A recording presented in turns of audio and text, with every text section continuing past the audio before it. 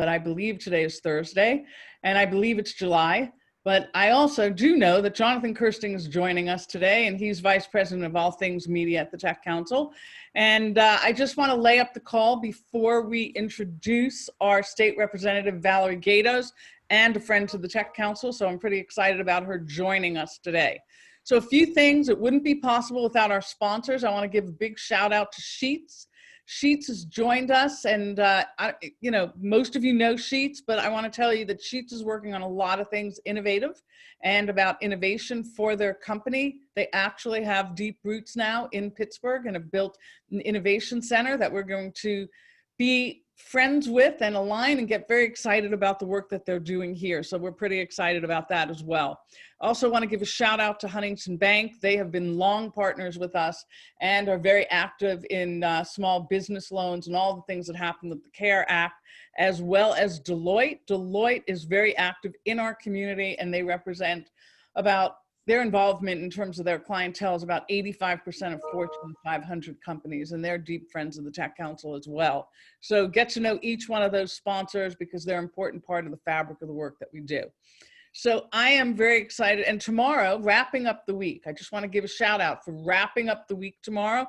We are going to be joined by Ryan Scott. He is the Executive Director of Carlow University's Social Justice Institutes. They're doing a lot of incredible things in Carlow, at Carlow, with the community and with the world at large. And I think you'll be really excited to know what just lies right at our footsteps in terms of what's happening here in our region, particularly as it relates to social justice. We've muted your microphones. We don't want to hear anything in the background. We want to make sure that our guests can be heard really clearly. In addition, we have made a chat available for you, and this is just a chance so that Jonathan's going to monitor all those questions and make sure that we have an opportunity to speak and have an opportunity to ask some questions, not just me, just being a talking head and interviewing our guest. So use that chat, but do not use it to selling your wares. That's not what today's conversation is about. So I'm going to jump in, and I'm very excited to be hosting State Representative Valerie Gaydos. I've had a chance to know her in some of the last few years, and I know a lot about her passions and her history, but she really has an amazing hit background that I think many of you need to understand. And I'm going to ask her to sort of talk about that, because there are many things that she's done in the business world that really provide and set the table for her expertise and for our region because of her history. So I am now welcoming you. Thank you, State Representative. So glad that you're taking the time with us. And I am just going to say, hey, talk about your background in technology science and your past leadership, even and involvement on the PA Angel Network.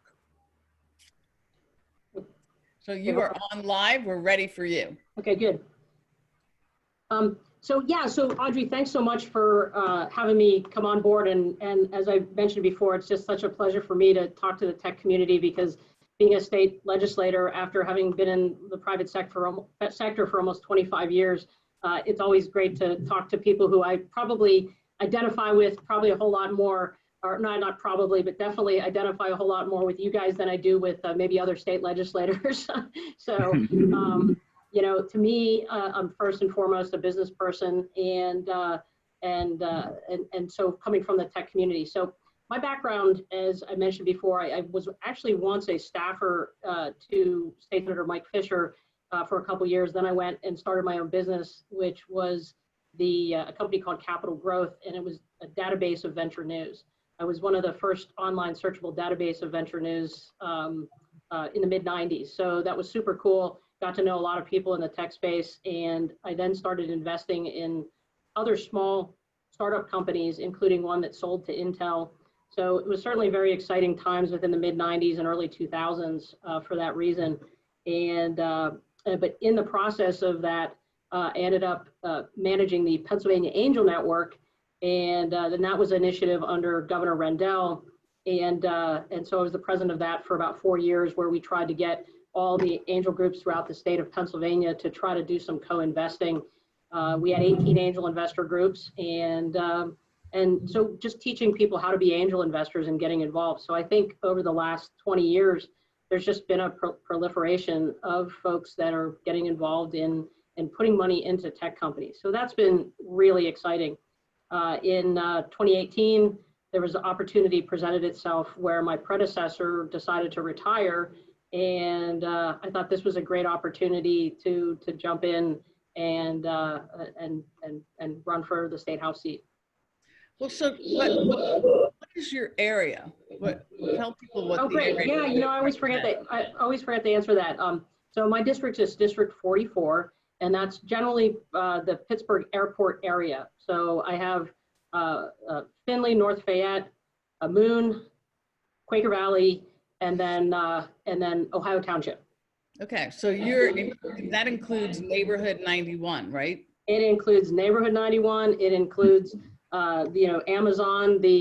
I have 2 Amazon warehouses in the district. We also have the Uber test track in Findlay. So it's really kind of a neat area that has so much opportunity for technology that I'm very excited about that. So I think in neighborhood 91, they planted the flag, right? There's been one flag planted for a biotech company. Is that correct? Or a life sciences company? It was a life science company. And so I think that is going to be a terrific, start. They're going to be looking at immunizations. So I couldn't be more pleased with that. What's kind of neat too is I'm the co-chair of the House Life Science Caucus, and so things are kind of with this my first year in office, things are really beginning to come together, and I'm really excited about representing areas that have such high numbers of tech companies. We've got we just have a variety of technology companies. I was gonna say I would go into the list of all of them. It's just been I don't want to start naming them and then miss some folks. So that's always the casualty of starting to name a list. But it's pretty exciting. No, that's awesome. There's something I think the way that I'm speaking. Is everyone hearing like a little bit of noise back? Yeah, there's a little bit of an echo, but yeah, I don't know what I'm doing differently. So let me just move this for a second. So the Pennsylvania legislature passed a special short-term budget this year. Can you talk about what comes next in terms of the governor proposing a budget for the remaining part of the fiscal year and how big of a deficit maybe we be looking at? Yeah, well, the biggest challenge with that, when we decided to pass an early budget, when in the midst of all this COVID, we said, look, let's just pass what was exactly was last year's budget. And then with all the tax revenue being delayed coming in fact, yesterday was tax day. So I'd be very anxious to see what those numbers actually end up rolling in because that's going to really tell where we're going to be able to go forward from here. And that's going to be extremely frustrating because I know the governor is asking for a 2 or 3% increase in the budget when we're looking at a tremendous number of shortfalls. So going forward, I know we just had our last session days earlier this week, but they're going to be looking at potentially holding some session days in August, I think, to address that once we get these revenue numbers in. So obviously, there's something happening on my end, so I don't know what that is. So obviously, we at the business community are pretty concerned and about the fact that there might be some increased expectations on behalf of businesses. So we're glad that you're at the seat at the table, but want just to remind you that we care about that and that matters. And I realize COVID and everything else going on, but that matters. So I'm just sort of making a common sense statement, but just for the sake of our listeners to know that that's what we care about. Yeah, and one of the pieces of legislation that I put forth earlier this year is House Bill 2200, which would provide for association health plans. That's something that when Brian and you and the Tech Council and other folks with the life science community we held some hearings or held some informational meetings last year. That's really what came out of it, is that's one of the next to energy costs, healthcare costs are just crushing to many of the small businesses. So we're looking at some opportunities to try to enable, or should I say, get the insurance department to allow association health plans. to occur. So we're still battling that out with the department, but hopefully we'll bring that up and address that in the fall. Yes, and you know at the Tech Council that we deeply care about that as well, since we've been providing health insurance for a long time. So as you know, as someone who comes from an entrepreneurial background, what surprised you when you arrived in the General Assembly as an elected official? I know some of this, but this is fun. Yeah, but I think you know, having been a staff person and having dealt with the legislature through the Pennsylvania Angel Network, I think that there were some things that didn't surprise me or that I had already expected. Maybe some level of, you know, people would call it dysfunction, but I think that, you know, when you're dealing with 203 House members, getting everybody in the same room and on the same page, it takes time. And certainly with the help of associations like yours to educate members is just tremendously helpful. And I think that what would be surprising to me the most, I think, you know, maybe perhaps that, you know, when I was on the outside of things, looking at some of the issues, particularly coming from the tech space, I was mostly interested in how the legislature was addressing technology issues. Now on this side of the table, I've got to address everything from, you know, farm subsidies to, you know, local government issues to technology. So it's just, you're dealing with all the various subjects and trying to get a grasp on them when some of them are extremely complicated. But again, that goes to speak volumes to groups like yours, which help educate not just me, but other legislators on some of the details of those bills. I don't know if that's really an answer, but no, I mean, you're being polite. It's a lot to, you know, it's a lot to absorb. It's a lot to change. So here's the thing. What should we be worried about right now in terms of leading businesses? You know, going back to sort of the previous question is that, you know, the challenge is that since I come from the business sector and I've been around and ran my own business for 25 years, party affiliation is never really, you know, an issue when you're dealing with, you know, factors in business. And that's, I think, probably the greatest frustration is that, you know, things just sometimes get way too political, and I wish that would end. Mm-hmm. And I mean, I wish so too. One of the things I deeply care about is trying to make sure that Southwestern Pennsylvania is an amazing place for tech companies to build businesses. So here we are, you know, in the middle of COVID, and, you know, not a lot of people are upping their companies and moving here, but we count on our elected officials to help us on you know, matters to make sure that this is a region that's attractive. Yeah, and you know, to kind of spin the question around, I mean, I look at these types of forums as really valuable for not you hearing what I have to say, right, but I want to hear what you guys have to say so that you can tell me, you know, how I can be that champion on specific things. That's what's most valuable to me when I see groups like yours. Mm-hmm. Well, we care about a lot of key programs, right? I mean, so there are programs that are actually matter to us. So, you know, if you look at the investment of the Ben Franklins, you look at tax credits, you look at the Keystone Innovation Zones, you know, anything that we can do to make it possible for entrepreneurs to build tomorrow, because they're the job creators. Valerie, you know that. They're the job creators. They're the ones who are creating the jobs of the future. The big, large multinationals are job optimizers because they're looking at efficiencies and, you know, et cetera. So that's sort of where we are in the cycle.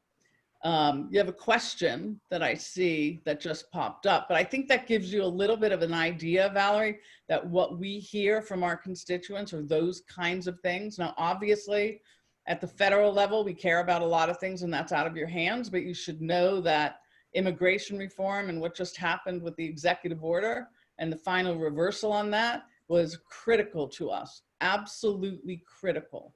And, you know, the universities had to really run around pulling their hair out over the last couple of weeks, and thank goodness that it was reversed.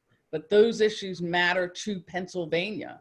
and of course, selfishly to Pittsburgh, and particularly as you're building out your area when it comes to life sciences. Almost, 85% of postdocs that are doing research come from outside of the United States, just overall. And then over half of those who start companies are foreign born. So I don't think I realized the number was that big, over half. Yeah. Over half. The number of companies that are on the NASDAQ right now, so if you look at those high growth companies, it's about 43% are foreign born. So there's, that's just a fact. There, you can just look at them, whether it's, Google, whether it's Tesla, we can go through the whole list.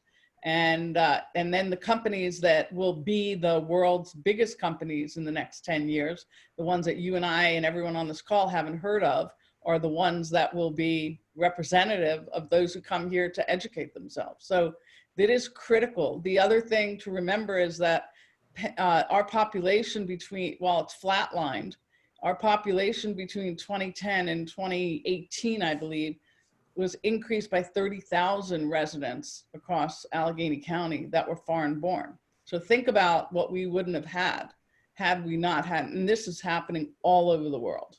So let Jonathan ask some questions. Yeah, we got two. I'm pretty excited about these. So from Robert Culbertson, he basically says, what if we do not open our schools this year? What are the dominoes that will really fall? Parents will be parents instead of workers, and what will be the collateral damage to the region? Yeah, so I sit on the education committee, and we have asked a number of superintendents, what are their plans to address some of the requirements coming down from the governor's office, the CDC, et cetera. They actually had a lot of elaborate plans, and I have to say that during the educational committee informational hearing, I think it was Representative McCarter asked the question, turned to one of the superintendents and said, are you really going to do all that stuff? And, really the answer was, we're going to try, because, you're talking about, parents are going to be parents instead of workers. Well, there's also, there's a lot of pressure on our teachers right now to be nurses. So they're kind of struggling with that in the school because they're educators, they're not healthcare providers. So trying to work with the schools so that they have the appropriate healthcare within the school, but also allowing teachers to teach. So that's the number one problem in getting these kids back to school. The benefit is that the statistics show that the kids themselves don't necessarily get sick from this. At least that's what the statistics show right now, but that doesn't mean that they're not carrying that. And so the number one concern that's coming from teachers right now is that teachers are saying, well, wait a minute, we're going to be teaching these kids, and if the teachers are immunocompromised, what kind of position does that put them in with these kids? So the kids may not get sick, but what does the teachers get sick? So they're trying to address some of those things right now, whether it be through, is there early retirements for some teachers? Are they going to limit liability? How are they going to bus these kids into school? So these are challenges that have to be addressed in the school. Now, if the schools close, some of these, how are the workers going to be workers if they have to be parents? And you're absolutely right, what is that collateral damage in the region? And that's something that we need to address and weigh which way do we go and where do we balance that? But it is an absolute question that I think a lot of people are asking. Yeah. So what are your thoughts around additional PPP funding for small businesses? People are starting to run out. Looks like things are getting a little kind of crazy again. What's happening there, do you think? So I can't really, address whether there's going to be some more PPP money on the way, but I know that there were a couple of things that we tried to address in the legislature. One of the bills that I had put forth was House Bill 2469, I think it was, that to take some of the federal money that we were coming down and putting it into community banks, so the CDFIs could then provide money, low interest loans, grants, et cetera, to the business community. The governor did announce that they were going to put, I think it was something like 125 million, 220. I forgot what the exact number is, but that prompted the governor to put some more money into doing these CDFIs that would provide some low interest loans and grants to. So I was kind of pleased that had occurred. Excellent. And we have another question that just came in from Jerry Looney, asking about one of his biggest concerns is around liabilities that employers may have related to COVID, and making sure that there's some sort of protections going on there as well too.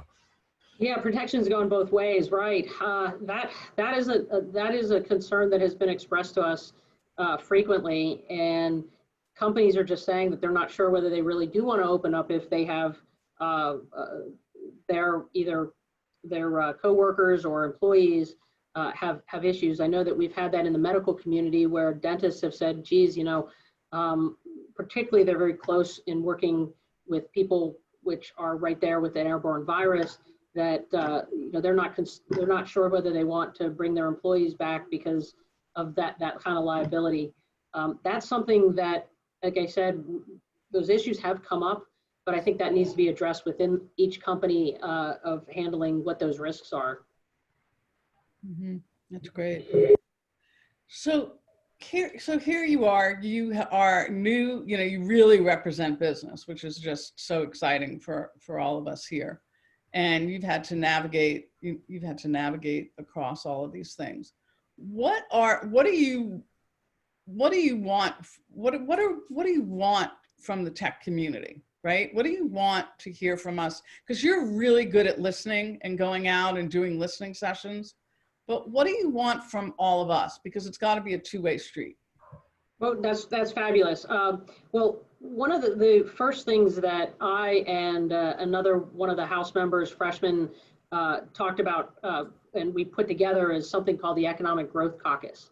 And we said, all right, let's start a small caucus of all the House members. And right now it started off just as Republican members, but we're talking now we were talking about opening it up to both sides of the aisle so we can discuss business issues and start creating coalitions and putting party aside.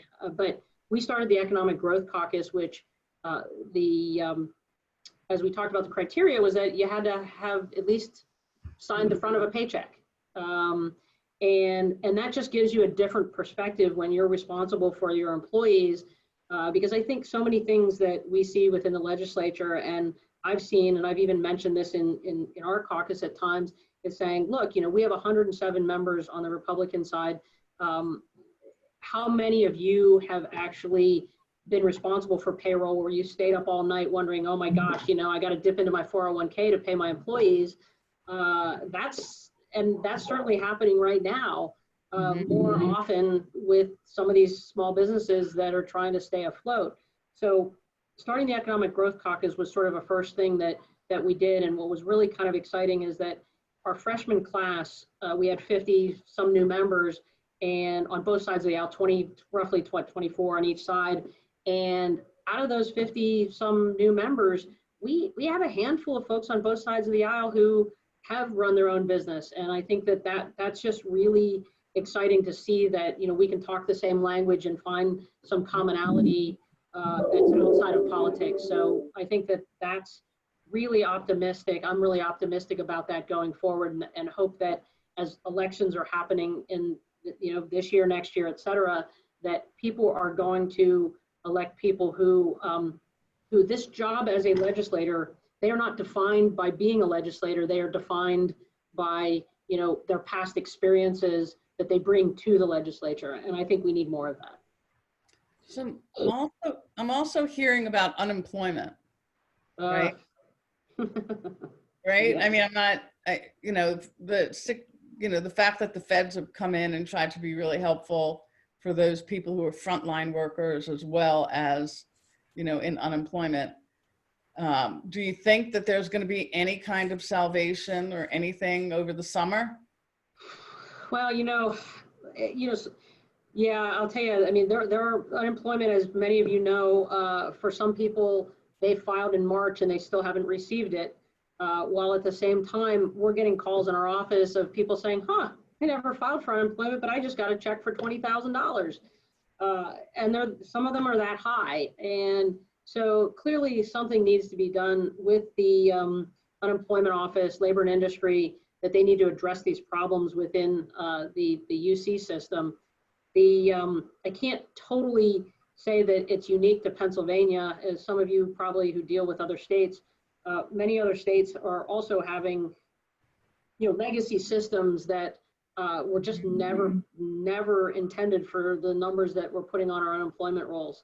So, but that said, we still need labor and industry to fix these problems and focus on them. The frustrating thing is that people are telling us that they're calling the office, and I guess, one way that the governor's office is handling it is by not answering the phone.